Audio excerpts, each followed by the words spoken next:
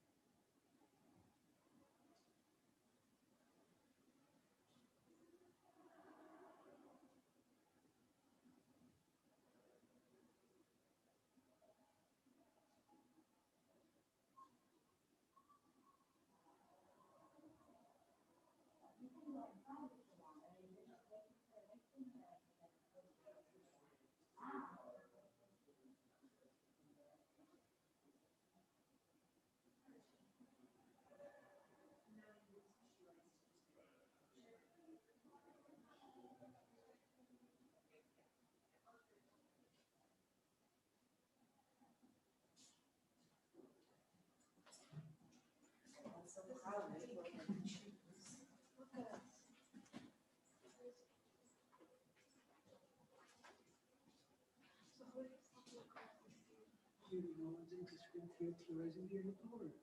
Okay.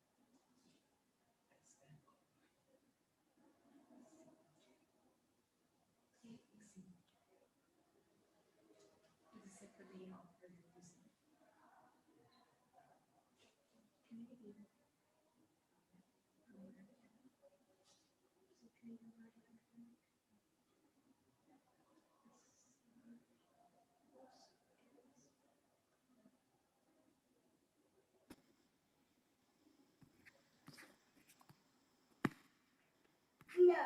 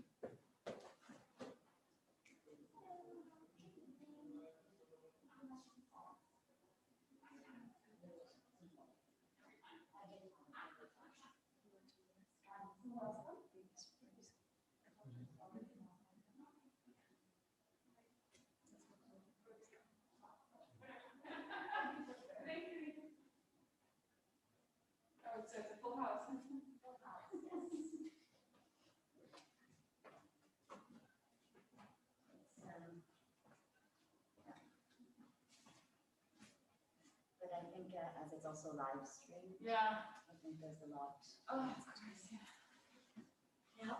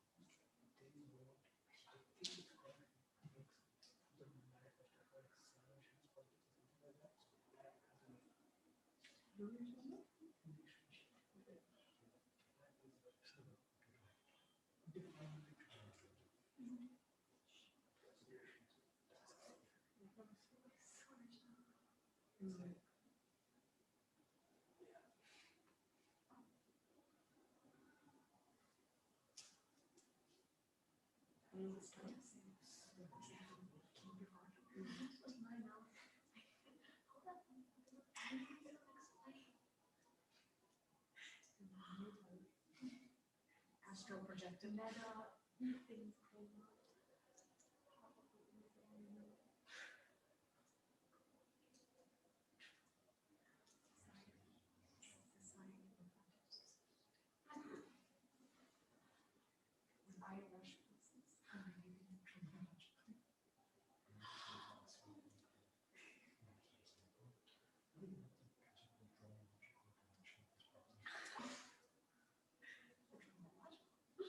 Yes, glad you asked.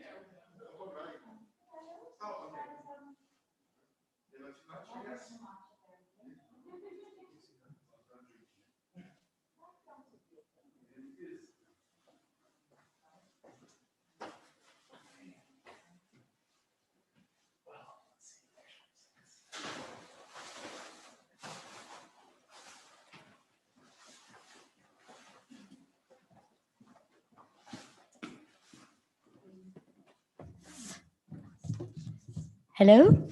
Hello and welcome to everyone, for those attending in the auditorium and for those attending via live stream. My name is Joël Vallaberga. I'm curator of performances and public programs here at MODAM, and we are here today for the third appointment of the public program of the exhibition Post-Capital Art and the Economics of the Digital Age, which brings together works of sculptures, painting, photography, video, and performance that address the nature of production, consumption, and wealth. Developed within a period of significant change and uncertainty, the exhibition takes as its starting point the paradox within a capitalist system that is both dependent upon and threatened by technological progress. Today, forms of labor, currency, commodities, and the nature of consumption have been dramatically transformed by technologies that continue to evolve. Multinational information technology and e-commerce firms are amongst the highest value publicly traded companies. Information that is both abundant and infinitely reproducible has become a valuable commodity that defies traditional economic principles whereby value is determined by scarcity. The public program has been structured following the three sections of the exhibition: production, consumption, and wealth, and today's discussion will be focused on production. I'm extremely excited to be here today with Helen, Hester, and Srnicek. Today we will listen to them as they share their knowledge on the topic of social reproduction after capital. Quoting the speakers, when we think about work, we still tend to think about workplaces. If we think about reducing work, we think about reducing working hours and spending more time at home. But the home has never been free from work, and with the continued gender division of labor, women still do the bulk of the domestic activities. Helen Hester is Professor of Gender, Technology and Cultural Politics at the University of West London. Her research interests include technofeminism, social reproduction, and theories of work. She leads the Feminist Future program for the think tank Autonomy. And Srnicek is lecturer in the digital economy at King's College London. He is the author of Platform Capitalism, Inventing the Future, Post-Capitalism and a World Without Work. Following the talk, there will be a dedicated time for questions. So for those present in the auditorium, please keep them for later. And for those attending the lecture via live stream, you can write your questions in the chat form. With no further delay, I pass on the word to Helen and Nick. Thank you for being here and welcome. Thank you for having us, and thank you to everybody who's watching. The way this is going to be organized, so Helen and I we're married, we have 2 young children. So one of us has to look after the children while the other speaks. So I'm going to speak first, and then halfway through, Helen will come in and I'll go look after the kids, sort of performing the work that we are talking about today. So what we want to talk about is sort of forms the basis of our book that we're working on for the past few years now, which has to do about thinking about how to apply post-work ideas to social reproduction. So that's going to be the focus of our talk tonight, and we'll talk through, some of the limits, some of the constraints, and some of the challenges that this program faces. So I'm going to share my screen now, share my PowerPoint here. Okay. So social reproduction after capital. Now, after the fall of the Soviet Union, and I would say up until about the global financial crisis of 2008, capitalism basically appeared to have won. And I think that this was a position which was held not just by the mainstream, not just by pro-capitalist forces, but actually crucially by anti-capitalist forces as well. It was just thought that capitalism had won in the wake of the end of the Cold War, the collapse of the Soviet Union, and the turn as well of China towards a more and more market-oriented economy. So famously, as Francis Fukuyama put it, the end of history had been reached. Now, we know that's not true today.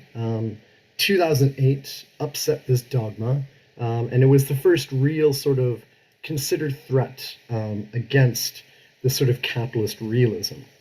So suddenly the idea that capitalism was the only possible mode of production that would survive didn't seem all that convincing anymore.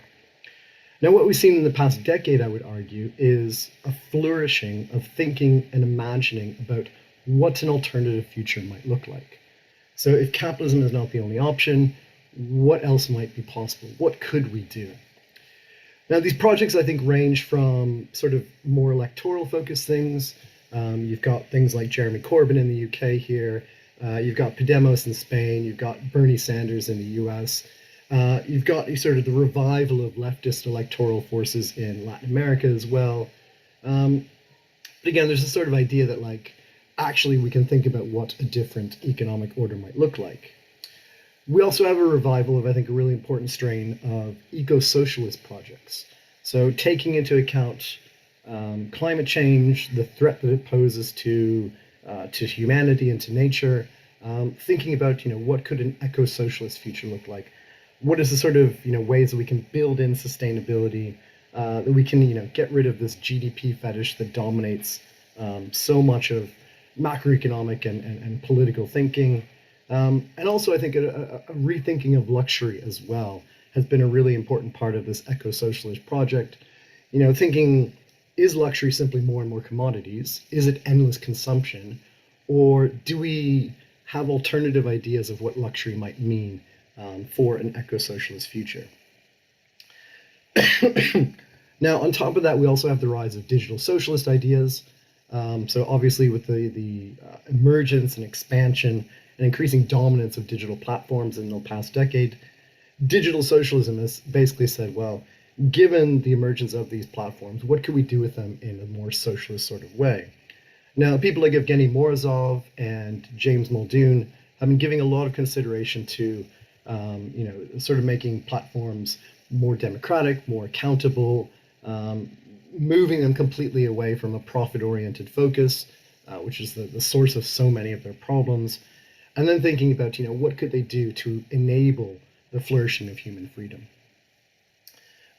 Related to that is also the platform cooperativism movement, which has been the source of a lot of activism around the world. Basically, workers on these platforms saying that it doesn't need to be owned by some distant Silicon Valley owner, but instead these platforms could be owned by the workers themselves, and thinking about, well, how do we reorganize these technologies, these basic infrastructures, in order to make them more in line with socialist ideas. We also have work on economic planning, which has flourished again in recent years. So people like Mikhail Rozworski and Lee Phillips have written a book on this. But there's also been some interesting engagements with, early accounts of economic planning and thinking about, well, clearly central planning doesn't work, but what might it mean for democratic planning to be possible today, given the expansion of technologies that we have? And then I think perhaps one of the more interesting strains of this sort of post-capitalist thinking in recent years has been a sort of return to what I would call first communist principles. So basically asking, what is communism for? Above and beyond, just a sort of generic anti-capitalist stance, but actually thinking about what is capitalism all about? Or sorry, what is communism all about? What is it? What is its goal? Is its goal simply the end of capitalism, the end of profit? Is it about democratic planning? Is it about the flourishing of freedom? All these sorts of core value questions. And I think people like Martin Hangland, Jasper Burns, and William Clare Roberts have been doing really interesting work on exactly this sort of topic. So trying to reflect on, what went wrong over the course of the 20th century. Clearly, the Communist project over the 20th century had numerous catastrophic failures. But I think they're trying to gain new groundings for what communism might mean in the future. So basically, after 2008, I think there's been a real expansion of imagination around what might be possible. Now, crucially, post-work has been one of the key figures in this broad future-oriented turn as well. Arguably, post-work has been the most popular strain of this sort of post-capitalist thinking. There's a few, books here listed on the slide. There's many, many more I could have added to the slide. Now, in part, I would say this post-work turn has emerged as a result of the crisis of work that we seem to find ourselves in, particularly a deficit of decent work. So the fact that there's so many people looking for jobs and so few decent jobs available, and does it mean that, is technology taking those jobs? Are robots doing all of the work now? Or are there sort of larger economic issues at play? But in any case, there's been this crisis of work, and post-work, I think, is in large part a response to that, to say, well, if there's not sufficient work, why are we struggling to force everybody to do 40-hour work weeks or longer? Instead, we could be thinking about how do we reduce the work week, how do we spread that work around more equitably, and how do we build an economic system that isn't dependent upon enforced wage labor for everybody.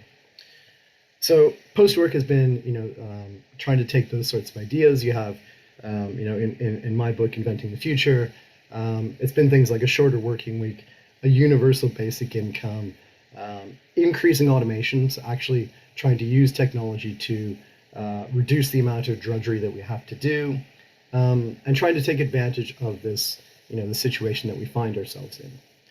So post-work has been, I think, a big strain of post-capitalist thinking in recent years. But, and this is sort of the jumping off point of Helen and I's book, these commentaries and analysis around post-work tend to actually miss the full spectrum of work. And in particular, they tend to neglect the work of social reproduction. So these are the activities that tend to nurture future workers, regenerate the current workforce, and maintain those who cannot work. So whether it be children or elderly people or people with disabilities, it's the social reproduction is a set of tasks which maintains those people and contributes to the next generation of people. So broadly speaking, it includes things like caring directly for oneself and others, maintaining physical spaces and organizing resources as part of an indirect process of care for oneself and others. So thinking about cleaning, shopping, repairing, maintenance, that sort of thing. And then there's also species reproduction is another key aspect of social reproduction. So the actual process of bearing children and then raising them. So in short, social reproduction is the everyday tasks involved in staying alive and helping others stay alive, which have traditionally been performed by women for low or no wages. So the issue is that when post-work typically imagines the end of work, it usually means robots taking over factories, or robots taking over warehouses, or automated assistants taking over offices and things like that. Post-work typically has very little to say about hospitals, care homes, nurseries, or the work that's performed in the home. And this is, I think, a major, major oversight on the part of the post-work project. And the key reason why is that most work today happens to be reproductive work. And so to talk about post-work without discussing reproductive work is to miss out on most of the work that we actually end up doing. So let me explain that a bit more. Now I've got a few charts here. I hope people aren't too fearful of charts, but I'll try and explain what these refer to anyways. This chart here is basically the amount of expenditures on social reproduction. So, various aspects of social reproduction, whether it be healthcare, long-term care, childcare, education. And this is how much money is being spent on these sectors in a selection of the advanced capitalist countries. And you can see that, the lowest is Italy at 15%. Somewhat interestingly, America is the highest. Despite the low welfare state in the United States, they end up spending a lot more on this stuff simply because it's channeled through private means rather than through a sort of collective government spending. But there's a lot of money clearly being spent on social reproduction in all of these countries. And this has been growing over time as well. Now, in addition to the money that's being spent on social reproduction, there's also the proportion of wage labor that social reproduction jobs is taking up. So this is a chart from 1970 to 2017, I think is the latest figures that we could find. Again, for a selection of these advanced capitalist countries. And what you see here is social reproduction jobs have been increasing from around 15, 16, 17% in 1970, and very soon they'll be reaching 30% of the workforce. Now that's interesting, I think, because when we talk about countries being a manufacturing powerhouse, for instance, the peak of manufacturing in a country like America was around 30% of the workforce.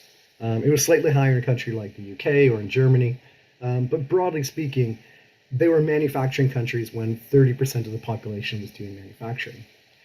If social reproduction is now reaching those same levels, I think we really need to be considering that actually these countries are not simply a sort of generic post-industrial or service or information economy. Specifically what they're about is social reproduction.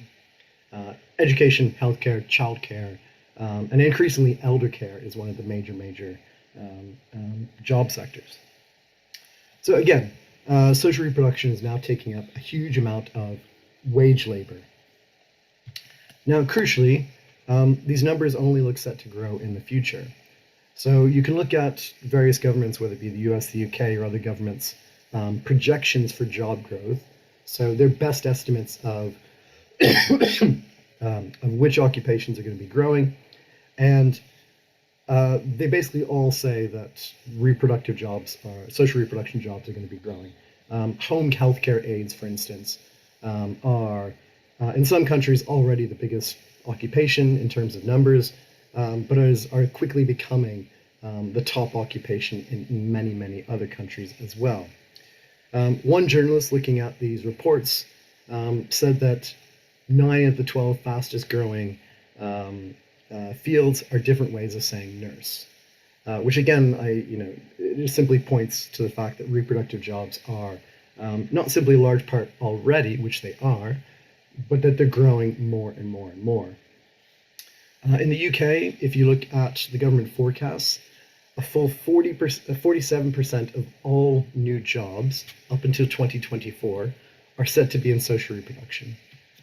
So again, this is the main sector of the waged economy is increasingly just social reproduction.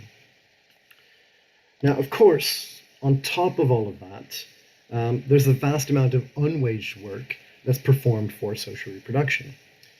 Now, what we've got here is a chart which is based on some calculations we did, where we estimated the amount of total wage labor done in a particular country, and then also used figures to calculate the amount of unwaged labor that is done in a particular country.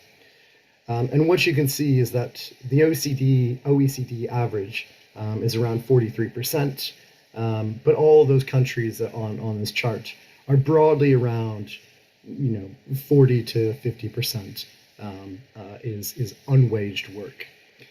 So again, it's not just that wage jobs are becoming social reproduction jobs, but it's also the fact that 40% of all the work that we do tends to be unwaged work done in the home, and the vast majority of that being reproductive labor as well. So to put it very simply, reproductive labor of some kind, whether it's waged or unwaged, takes up most of our collective working time today. It is, by a significant amount, the most time-consuming thing that we do in terms of the work that we perform. So we can't talk about post-work and ignore that fact. We have to talk about social reproduction if we actually want to talk about post-work. Now, feminist critics have pointed out this absence before, But the issue is that often they tend to, they fail to extend post-work ideas to reproductive work as well. And there's a number of reasons why they do this. So sometimes reproductive labor is valorized as being inherently good. I would say Silvia Federici is a sort of interesting example of this. Recent Federici is, it's quite supportive. It sees an inherent good in this type of labor, which is in contrast to early Federici, where a lot of this work is seen as, a forced imposition. It's an ideological manipulation, that it's a labor of love and things like that. But recent Federici tends to see it as an inherently good thing, this sort of work. Others also see reproductive work as being a space outside of capitalist social relations, and therefore it's a space of work that should be privileged and protected as such. The question for these thinkers shouldn't be how do we reduce the work, but how do we protect it from capitalism and things like that. But in any case, you end up with a situation where feminists point out the absence of social reproductive work and post-work thinking, but then still don't apply post-work thinking to reproductive labor. Now, there are a number of different challenges as well when we think about trying to combine post-work with social reproduction.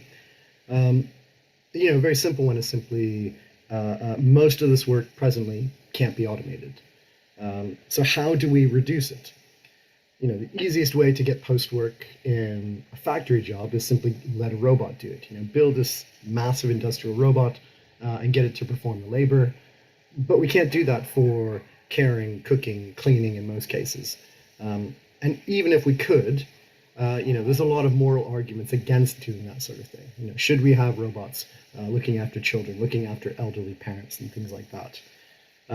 So the sort of easy way of trying to get post-work into a particular job, it just doesn't work in social reproduction.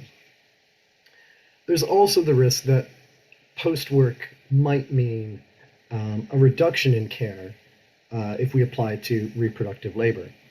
So if we're cutting working hours, for instance, does that simply mean that there's less time given to childcare, less time given to healthcare, less time given to looking after the people that we love and care about?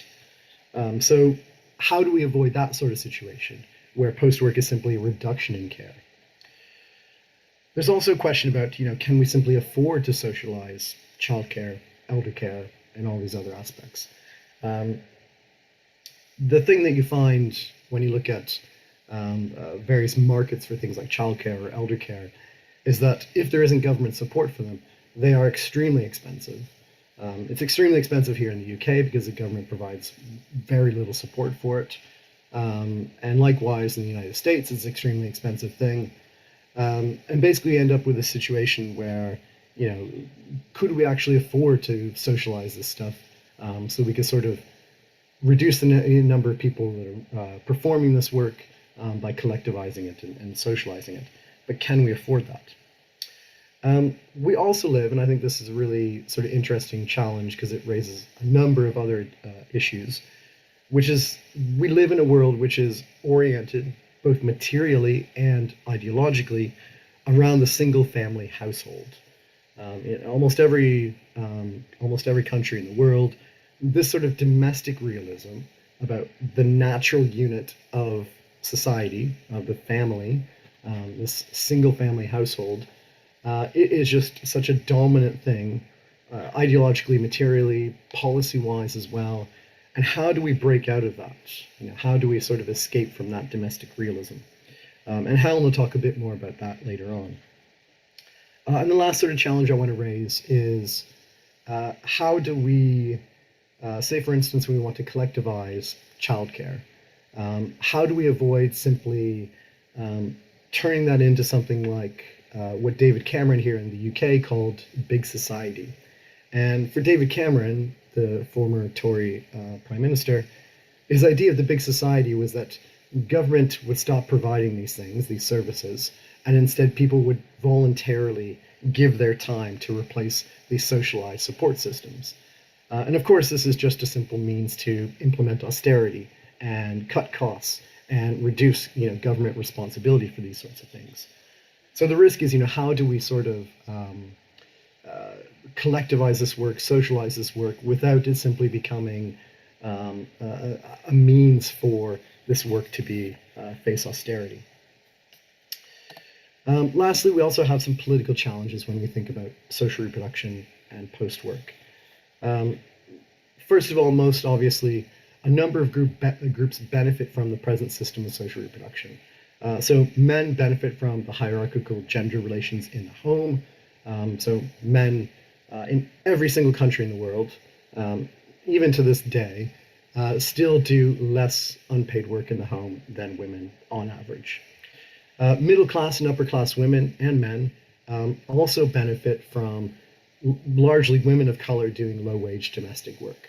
So the ways in which, women have been able to break the glass ceiling to enter into, the upper echelons of the labor market has been in large part on the backs of low wage domestic workers coming in to clean the house, look after children, look after elderly parents, and that sort of thing. So again, the current system is not a catastrophe for everybody. It does benefit certain groups, and we have to think about, well, how do we overcome the power that they have? And this raises the next sort of difficult issue, which is how to exert power in social reproduction. So it's difficult to withdraw care labor. It's difficult to go on strike when we think about this stuff, as it harms the care recipients. So as a parent, unfortunately, I can't just go on strike if my children are acting up or anything. I need to be constantly looking after them and making sure that they're okay. So I can't withdraw my care labor and my responsibilities towards my children or towards elderly parents or anything like that. It's also difficult to organize this work in many cases. So it's largely individualized, it's performed in homes which are separate. There's not a lot of communication between unwaged workers, and there's not a lot of communication between waged workers either. So those sorts of connections don't exist in the same way they might in a factory. So we end up in a situation where the dominant belief is that post-work projects don't really and can't really, for all of these, because of all these challenges, can't have much to say about reproductive labor. Now, the rest of the talk, which Helen is going to continue, is going to try and rectify this and show some of the ways in which we can apply post-work principles to the fields of social reproduction. So this work can be, it can have post-work ideas applied to it, but not in a sort of cookie-cutter way of just saying what we do with factories we can also do with domestic labor. Now the book and the rest of this talk, it builds on earlier exceptions. So early socialist feminists like Alexandra Collante, early Federici, not so much late Federici, Lise Vogel, Angela Davis, and others. And I'll let Helen continue and talk through the demands that we have. Thank you. Hi, thank you so much for having us. Sorry that the structure of this is a little bit bitty. As I think Nick mentioned to you, we're kind of working around childcare. And yes, given that we can't go on strike, we have to find a way of making it work. So this is it. Okay, so let's talk a little bit about what we demand in the book, what we think we should be asking for, what we should be striving for with this kind of politics. So first, we should remain open to the potential for technologies of care. Openness to automation of some types of reproductive labour is a refusal to naturalise this work, to wave it away as not really work at all, but an expression of the gendered self or some kind of personally rewarding pastime. Whilst the roboticisation of social reproduction should not be lauded incautiously, a critical technopolitics of the home and other spaces of social reproduction could provide real benefits. So, are there tasks that could be technologised without having a negative effect upon the way these spaces are experienced? Domestic technologies don't really have a great track record. Whilst few of us would want to give up our washing machines, many of the gadgets that do make their way into the home are just sort of so much commodified hype. They're shiny, they're sort of novel, but they're often highly specialised and not particularly good at reducing labour. So things like the spiraliser, or the slushy machine, or the bread maker, or the ice cream maker, and so on. These devices are not really even intended to save that much labour. However, we must also remember that we have yet to obtain the household appliances that we truly deserve. As Judy Wiseman notes, much of the technology we have within our homes came to us as an afterthought, having originally been conceived for military or industrial use. So the microwave is one example, as well as the washing machine and the vacuum cleaner and the refrigerator. So these technologies were actually grafted onto domestic arrangements from several more public arenas. As she writes, given that much domestic technology has its origins in very different spheres, rather than being specifically designed to save time in the household, it is not surprising that its impact on domestic labour has been mixed. So to kind of use an appropriately homey image then, we must not throw the baby out with the bathwater. The concept of the technologised home might be actively reimagined, and technological design cultures, which are currently trying to establish the data harvesting smart home as the kind of sole inevitable horizon of domestic automation, must be actively contested. Domestic automation might be thought of as a potential ally in the quest for temporal autonomy, although this would obviously need to be part of a much broader, sort of thoroughgoing programme of progressive political change.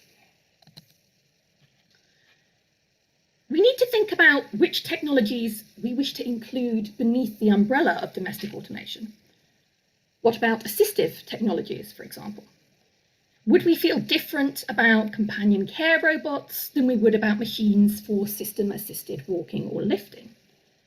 Where do these different kinds of feeling stem from, and how much of our instinctual response might emerge from uninterrogated assumptions about the moral value of care work? A moral value that has, incidentally, been tangled up with ideas about the gendered private sphere from the beginning. Would we consider the mobile telephone as a domestic technology, or the home computer, or the bicycle, or the contraceptive pill? So what I'm trying to get at here is the idea that instead of dismissing the automation of reproductive labour in all its forms, we should be advancing a finer distinction, one which is attentive to the nuances of specific technologies, to questions of access, ownership and design, and to the ways in which gender and work become embedded within the affects we associate with technology. So in the book, we point specifically to the possibilities of worker-led automation, along with the technical development steered by the self-identified needs and wants of those in receipt of care. It is specific constituencies like surrogates, care workers and unpaid domestic reproductive labourers who are best placed to tell us which technologies are required, and also which ones might be repurposed and which ones need to be refused, resisted and abandoned. So our second goal is that we be critical about ever-increasing standards.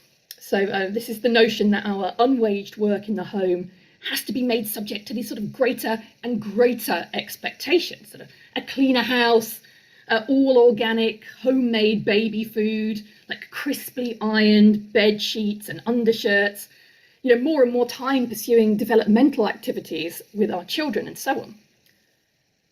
Some ideas associated with post-work assume that reproductive labour is a font of inexhaustible personal fulfilment, where workers would really have no interest in seeing expectations reduced. Indeed, it's quite interesting to note how frequently high, which is to say extremely labour-intensive standards, are mentioned in so-called post-work theorising. The German collective crisis group talks about the fact that the labour involved in the preparation of a delicious meal will never be eradicated. The anti-work leftist André Gorz talks about looking after and decorating a house cooking good meals, entertaining guests, and so on. Now, whilst sort of preparing food and providing hospitality and other related activities can no doubt be a real source of pleasure for many people when they are conducted in a self-directed fashion, placing these things at the centre of imagined future social arrangements kind of allows work to resurface again in an unacknowledged and sometimes uninterrogated form. For those of us who wish to dispose of our time in ways other than cooking, cleaning and caring, it may be advisable to think less about the sort of heights of domestic splendour to which we will be able to aspire as soon as we are employed for fewer hours, and more about actually pushing down the baseline for socially acceptable standards around things like cleanliness. Now, one of the things that we need to include in the book is a nod to the fact that it is more difficult for some people to resist standards than others, particularly when one considers the ways in which the state can encroach into the home through people like health visitors and social workers and so on. So that's something that we're working through right now. The proof of how standards can negate the impact of labour-saving technology is to be found in the work of those who've studied how time can be spent in the home, or has been spent in the home. So researchers have consistently found that new domestic technologies, far from saving us the large amount of time that is sort of often promised in the promotional copy, have instead had virtually no impact, despite this kind of industrial revolution in the home. The work of feminists like Ellen Lupton, Ruth Schwartz-Cowan, Judy Wiseman has taught us that one reason why the time spent on housework did not go down after the rise of domestic appliances in the 20th century was that as labour-saving devices became more common, standards simultaneously shot up. So cleaning was supposed to be much deeper, it was supposed to happen more frequently. The educational activities that people were supposed to engage in with their children were suddenly more frequent, more involved in this quest to kind of give kids a competitive advantage. The food that one was supposed to prepare became more complex and time-consuming. Front lawns were meant to be sort of marked with these sort of perfect, uniform stripes, be completely weed-free, and so on. As Susan Strasser puts it, for example, laundry went from being a weekly nightmare to an unending task.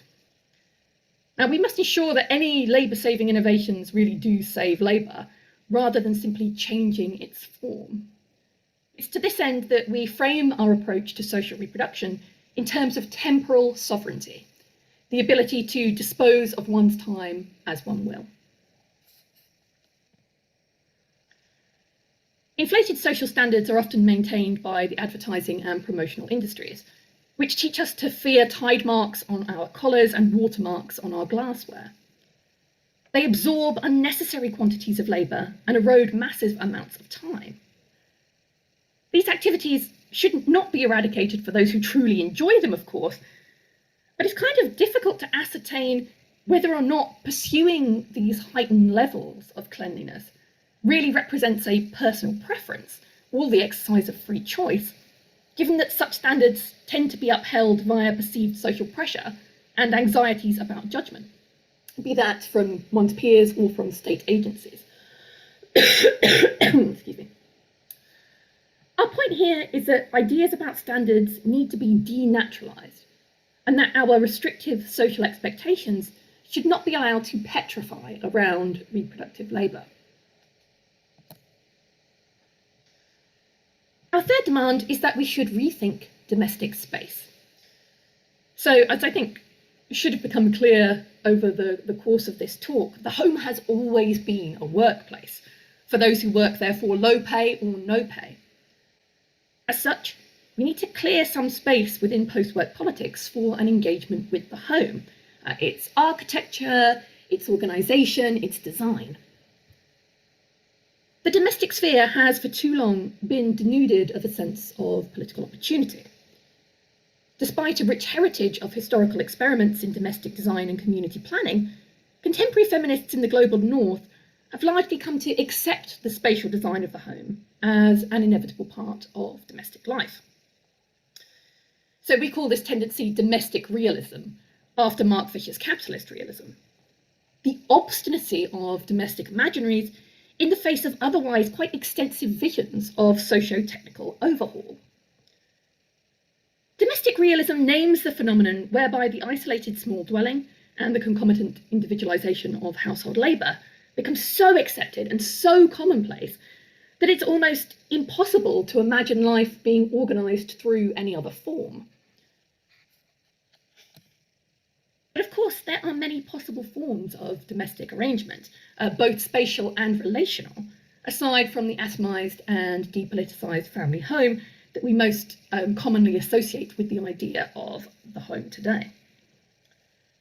Moving away from this vision of home might open up more energy efficient ways of living and help cut the labour necessary for basic maintenance.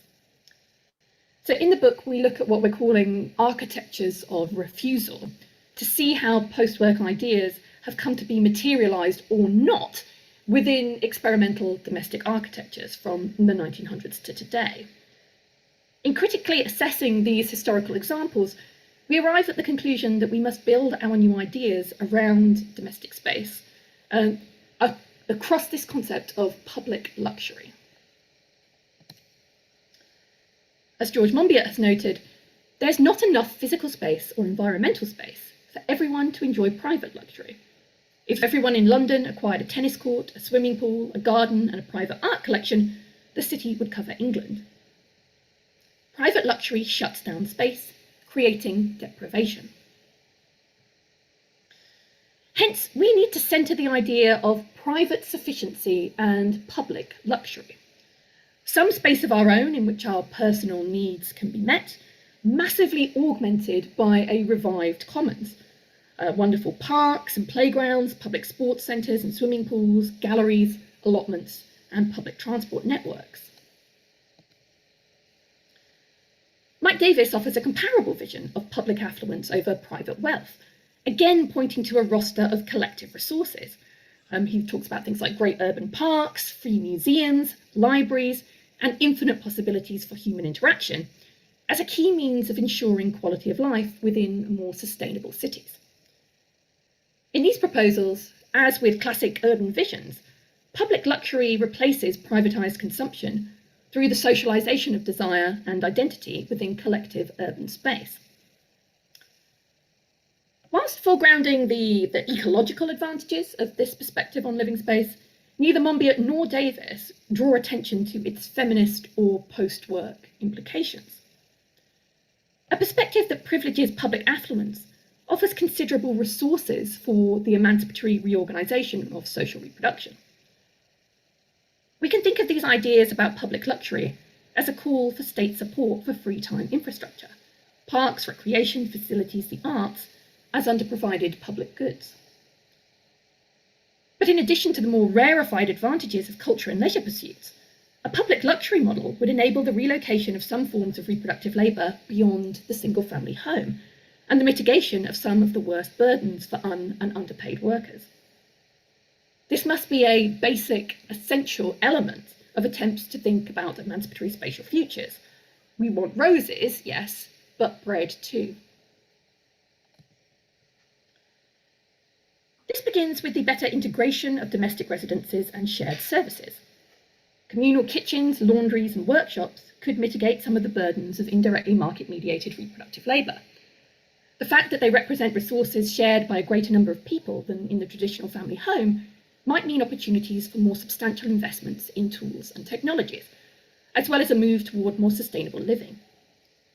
Rethinking living space could go beyond just thinking about alleviating difficulties too. It could mean positive advances like high-spec, communally accessible libraries, studios, media suites, laboratories, kitchen gardens, and self-help healthcare facilities. Detached from naturalising discourses of the private sphere and the family, it becomes painfully apparent just how unsatisfactory the household is as a site of work and how much domestic labourers might have to gain from resisting or agitating against it. Now this brings us to our fourth and final demand.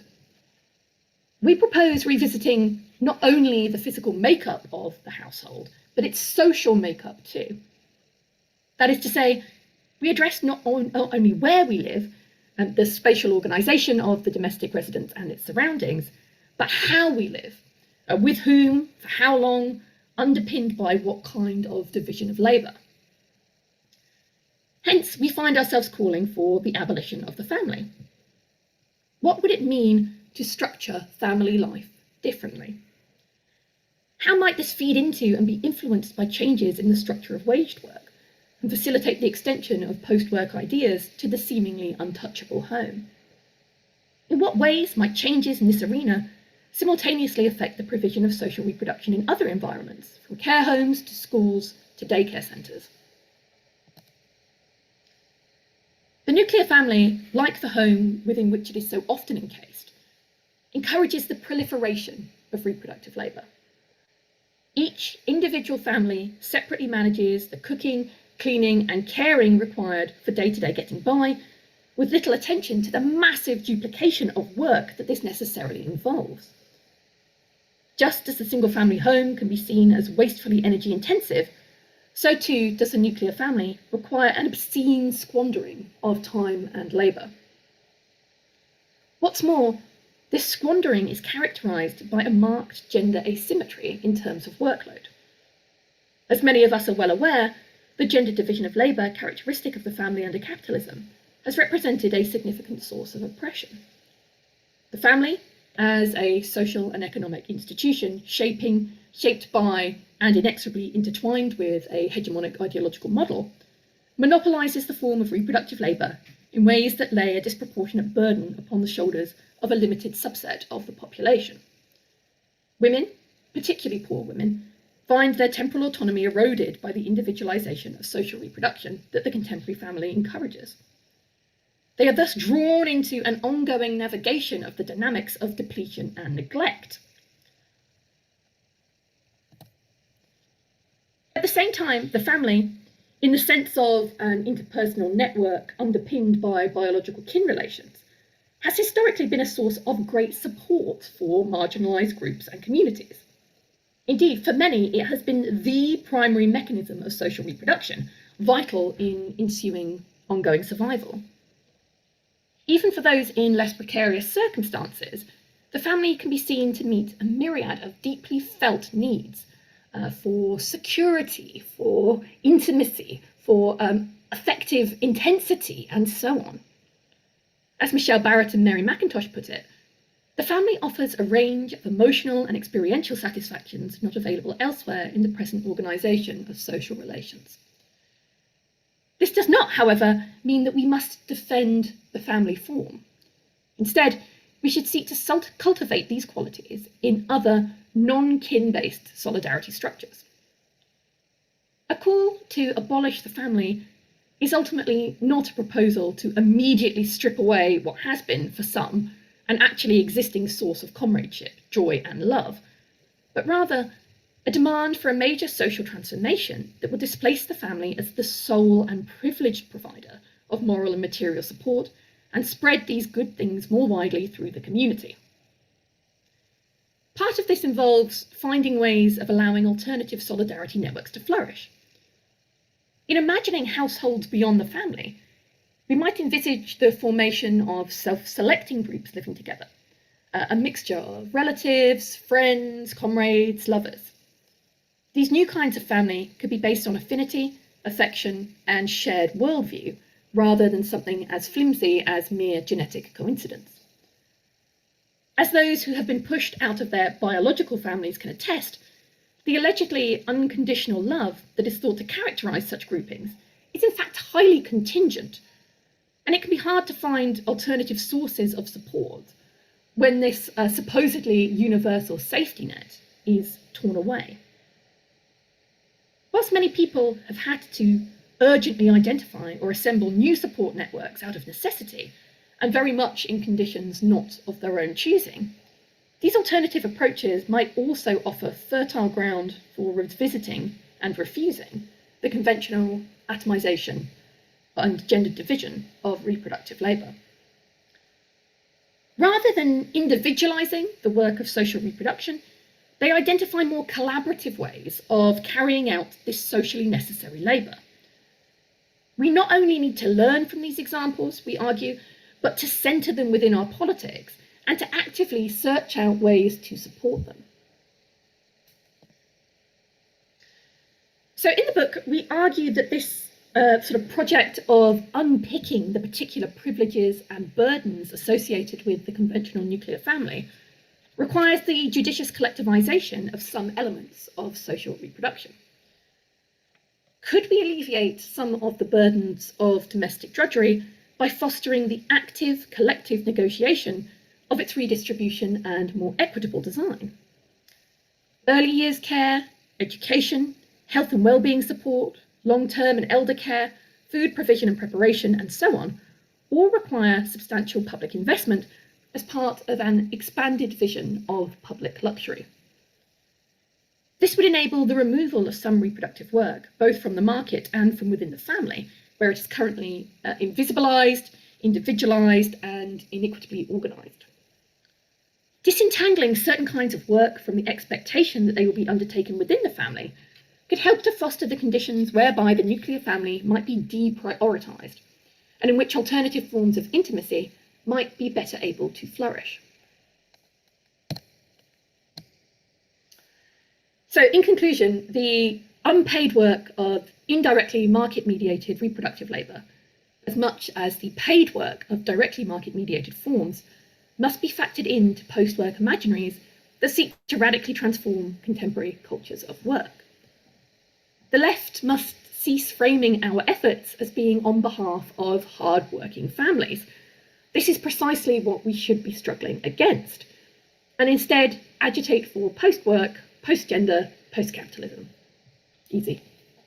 Thank you very much. I'll just hand you over to Nick.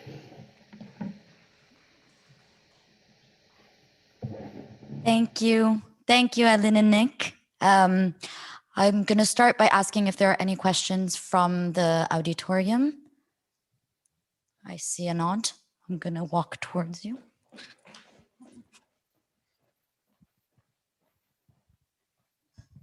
Hi, my name is Lucas. We're tuning in here from the Mudam in Luxembourg.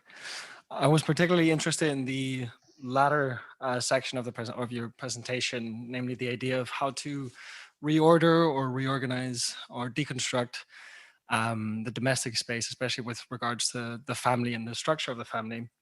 And I was wondering, considering the heterogeneity or the large variety of family structures, not just in the West, but across the globe, how would you reconcile rethinking the family structure with all these different types of family structures around the world?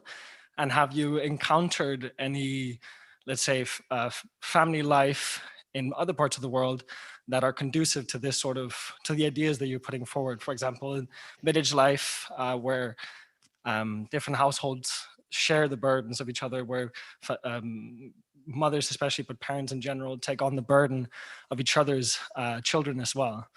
So I hope that gets across. Yeah, it's a really good question.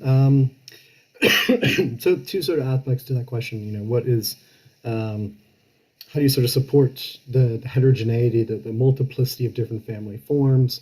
And then is there sort of like an ideal family form for, post-work principles? So I think the first thing to say really is it's not necessarily, at least initially, so much a matter of supporting different family forms as it is simply breaking down all of the institutional structures in place to maintain the single family household as the dominant unit. And this is, this materially in terms of building homes around the single family. It's ideologically in terms of, this is how we're often raised to believe is a sort of natural social unit. And I think perhaps maybe the easiest way to sort of change things is also the numerous ways in which governments support and enforce a particular vision of what the family is supposed to look like. And this is, this has gone on particularly since the 1950s and the post-war era. And it's sort of weird because the single family household was, it didn't exist in the same form as it did after World War II. It was a much more prominent feature of social life after World War II. But even at that sort of peak of its, ideological pull, it wasn't sociologically, it wasn't even necessarily a majority at that point in time. You still had a huge variety of family forms that existed in that period, and you had governments trying to enforce people into that sort of family form. So, rules around divorce, rules around cohabitation, rules around, who can get a worker's pension. Do you have to be married in order to get a worker's pension when they pass away? Things like that. There's all sorts of little government policies that have been built up over the decades that have enforced this particular vision of what the family is supposed to look like. And I think as a first step, we need to be, taking down those things, deconstructing them, and sort of building up ways which allow government support and ideological visions that just allow a different variety of family forms to flourish. On the sort of, is there an ideal one and have we sort of come across it? I mean, I think both Helen and I are quite hesitant to try and impose a particular family form. I think, there's sort of good moral and political reasons to not want to impose a particular family form on people. I think, for both of us, freedom happens to be a major value, and one of the reasons why we are so involved in post-capitalist thinking is because we see post-capitalism as an expansion of human freedom. It's crucial to that expansion, and actually capitalism constrains us in so many different ways. So it would be sort of, opposed to that project of freedom to then say, well, you can only have this particular family form. And in part, I see the post-work project is all about that as well. The post-work project is not saying, sorry, I've got a bit of a cold at the moment. The post-work project is not, for instance, saying you need to have 60 hours of free time. You need to have 60 hours spent playing video games per week or something like that. Instead, it's about you need to have as much free time to do what you then choose to do. Time for what you will, in the sort of classic framing of the labor movement. And that could mean that, perhaps a more labor-intensive family form is what you prefer, for a variety of reasons, whether it be, sort of reasons you've been raised with, or, economic reasons, or whatever. It may turn out that the family form preferred by a particular person or group is quite labor-intensive. And I don't think there's anything wrong with that. But I think we also need to be thinking about ways that we can try to alleviate some of the burdens of work, reproductive labor.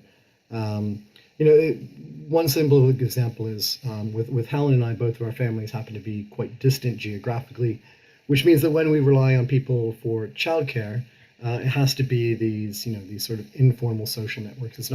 We can't rely on our family networks in the same way that has sort of traditionally been the case. And I think building up, material systems and social systems which enable that sort of, non-bio fam to basically flourish and have the same sort of institutional respect and legitimacy that a traditional household has. That's the sort of thing that we're more interested in, not necessarily imposing a particular family form. Other questions? Okay, so I'm gonna read we don't hear you anymore. I just temporarily muted because I was going to cough.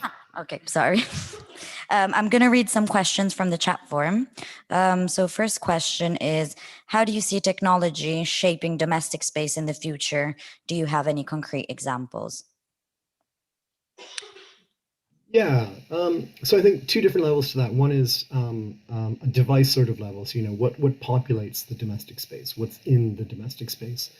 And then I think there's perhaps the more interesting question of, how is that domestic space built at a sort of infrastructural level? I think on the device level, I'm somewhat skeptical of the potential for devices to change much in the home.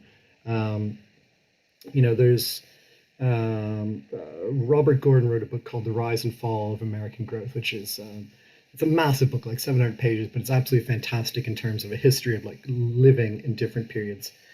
And one of the key points he notes is that if you were, living in a home in 1870 and then you went to 1950, the home would just be completely transformed. It would be a completely alien situation to you. Whereas if you went from 1950 to 2020, the home would be basically the same. You'd have a fridge, a stove, you'd have all these other things. The only novelty really is a microwave, I think, came around in the 1980s. And of course, the personal computer came around in 1990s, 2000s. But other than that, the home has sort of fundamentally stayed the same, and the domestic devices haven't really changed. The smart home is an attempt to try and change that, but actually the smart home, in my experience, and I'm sure in many other people's experience, actually means more work rather than less work. Trying to get things to interact together, function together, trying to ensure that all the security updates are in place and everything. The smart home is, it can potentially have its uses, but I don't think it's a sort of post-work technology in any meaningful way. So that's the sort of device level. And then I think there's a sort of infrastructural level of domestic spaces. And here, I'm not an expert, so I don't want to claim too much, but I think, reading some more speculative things about 3D printing and the various sort of, material science, the developments that are going on in there, the ways in which the construction of domestic spaces could actually have the labor reduced and made much quicker. I think all of that is really fascinating and potentially quite, significant in terms of its impact. But again, I want to stress I'm not an expert on that particular area, so maybe I'm just reading the hype and not necessarily the reality. Thank you. Then there's two questions addressed for Helen, but maybe you can try and see and answer them yourself. So the first one is, you mentioned the arts in the context of public luxury. How can museums such as Mudam contribute to these goals? The first thing is just survive, particularly in the context of austerity and things. In many cases, it is just simply a matter of survival. But I think beyond that, thinking in a sort of more optimistic register, it's a matter of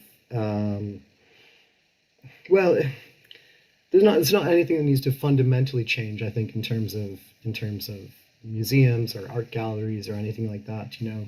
They perform a particular function, an aesthetic function, a social function, and it's not a matter of sort of trying to tailor them towards a post-work ideal, but instead simply saying that what they do currently is something that, in the future you would have much more time to engage with and enjoy and appreciate in a post-work world. I think, one maybe minor thing, but it's I think it's quite significant here in London at least, is the fact that a lot of galleries and museums happen to be free to the public. And I think that is quite significant in terms of just opening up access to these things and enabling more people to come and more people to try them out that might not necessarily have done so beforehand. So in cases where museums, cost an arm and a leg to get into, trying to, publicly subsidize them to enable more people to get in, I think is a really good idea. But again, beyond that, I think, it's not a question of changing the function of museums and art galleries. It's a question simply of allowing them to flourish. Thanks. Other question for Helen, but you mentioned that future optimization in the domestic space should be developed in conjunction with the people concerned. I'm a rational person. How can this be realized? How do engineers get in touch with the people concerned, since they are often the least wealthy and privileged families? Yeah, so it happens already in a sort of terrible way, which is, when a new development goes up in a particular area, there has to be some sort of engagement with the community. And at the moment, oftentimes this entire process is obscured, so people don't have easy access to it, and the sort of inputs to the process aren't allowed. And it's also oftentimes just ignored in the end. But I don't think it's a radical suggestion to say that that existing process could actually be made effective. So there are ways to think about, how do we integrate new developments into a community, and then also how do we sort of, make it so that you don't get sort of suburban sprawl. I'm from Canada, and when I go back to Canada, one of the things I find incredibly striking and just incredibly frustrating is that you can't walk anywhere. There's not even sidewalks in many places, so you have to end up walking on the side of the road. So you can't walk anywhere. There's no corner stores closer than like half an hour walk away, if you're lucky. And I think, sort of, putting in place rules and legislation around ensuring that, sort of necessary conveniences are in walkable distance to areas. I think all of this is entirely possible. From my knowledge, Barcelona does a very good job of this already. So it's entirely possible to do this sort of thing. And then I think, again, just engagement with community about, what is this development going to do? What is it supposed to look like? What is it going to provide? All of that is entirely possible and already done, even if it's done in a sort of a terrible way at the moment. How might artists, architects, and planners work to design and implement spaces that can challenge what you refer as domestic realism? Yeah, I mean, it's a really good question, and I wish there was an easy answer to it, but like it's I think the key thing is that if people, find this sort of stuff, these ideas post work and thinking about different domestic spaces, if they find them engaging and interesting, I think taking them up in your own work is sort of the best way forward. I'm not going to sort of presume to tell an engineer or an architect what to do, because I'm not an architect or an engineer, and I'm not an expert in that sort of stuff in any significant way. I can point to some of the problems with existing things, and I can point to some interesting experiments, as Helen did in her talk. But again, I think, trying to make this stuff realizable in the here and now is a project which has to be taken up by experts in other fields, and I would highly encourage people to do that sort of thing. I would also say that, if anybody's interested in doing that sort of thing and wants to, talk with Helen and I about it, we're more than happy to engage with anybody who's working on this sort of stuff. There's also Autonomy Think Tank, based here in London, has been doing some really interesting work on this. They've got, architects on their team working on this sort of stuff, designing, for instance, like luxurious nursing homes for elder care and things like that. So I think, there are people engaged with this stuff, and we're always happy to engage with them, but I don't want to presume to tell people, what exactly can be done in that area. Yeah. On this matter, I was curious to know if you're familiar with the kibbutz, so the Israeli, because I was thinking about it and it keeps on coming in my head while you speak of formats, a systemized sort of work-based socialist form of living, which is, for me at least, somehow incredibly working. So we're in 2021 and it's still functioning, and it seems to be quite a functional way of living. But I don't know if you have an opinion on that, or because I can't really think of a lot of other forms, work-based but living-based, that function. Yeah, actually, I think, I know of them, but I've not actually looked into them sufficiently enough.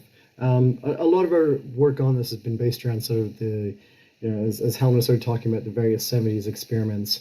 We've also got, there's a really rich history of sort of Soviet experimentation with this stuff, particularly sort of pre-Stalin era, when the revolution was new and people just thought anything is possible, and we're going to completely redesign every aspect of our lives. And there's some really fascinating materials thinking about, well, how did communal life work and how didn't it work in that period? And so in the book, we've got a lot of discussion of that. But yeah, the kibbutz is actually a really interesting example that we haven't discussed in the book, which I think we may have to go and look into a bit more. But as you say, it's one of the more interesting ones for simply having survived. Great. Are there any other questions? No? Okay. I just have a last one. So in Helen's book, Xenofeminism, there's this quote that remains stuck in my head, which I find very powerful, which is technology is as social as society is technological. So I was going to ask Helen, but I would ask you if you can expand on this aspect. Yeah, I mean, it's I don't want to speak for Helen here, but it's um, society is obviously not just a matter of individuals, say, speaking to each other and using language and words and ideas. There's of course all this material infrastructure ranging from the most basic elements of things like writing and the printing press and all of that, up to the fantastical digital technologies that we have nowadays.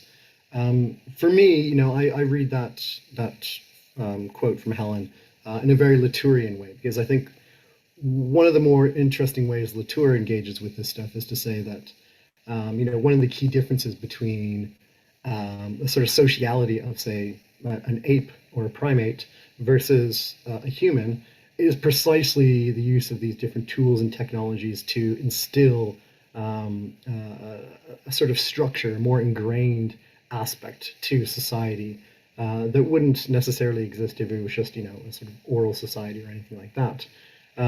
So I think that for me is one way in which society is technological. It's fundamentally built around these aspects. And then of course technology is social in the way that what is invented in the first place, what gets funding, how are things designed is eminently social. The ways in which we design particular technologies, who are they designed for? Even to give an example of the kitchen. The Frankfurt kitchen was based around, it was designed for one single woman. So it was, a certain height for the cabinets and a certain height for the cupboards and everything, and the countertops, because it was built for a woman. And then it was only for one person, so it was relatively cramped, relatively narrow, more efficient for one person, but it meant that you couldn't then socialize that sort of labor, because you couldn't squeeze more than one person into that kitchen. So that's an example of this infrastructure or this technology being designed, having a certain social idea embedded within it. So for me, that's how I would sort of interpret Helen's quote. Great. Thank you so much, Nick. Thank you, Helen, for being here with us today. And I wish everyone a lovely evening. Thank Bye. you for having us. Thank you.